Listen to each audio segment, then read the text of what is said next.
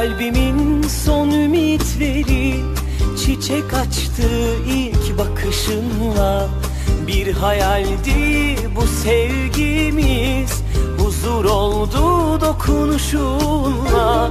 Ne yaparım ben yar sensiz, derdimi kime söylerim? Hasretinden gece gündüz ağlar yüreğim. Aşkım benim meleğim, söyle sensiz neylerim?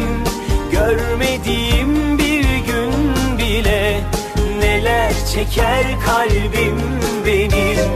Sevinçle her zaman birlikte ellerimiz, tarihlere kazınacak bu ebedi sevgimiz.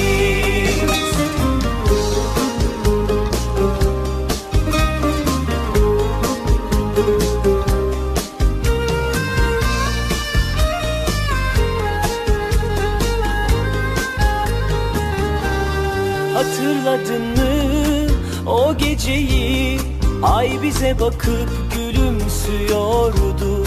Gökyüzü tüm yıldızlarını bize hediye gönderiyordu.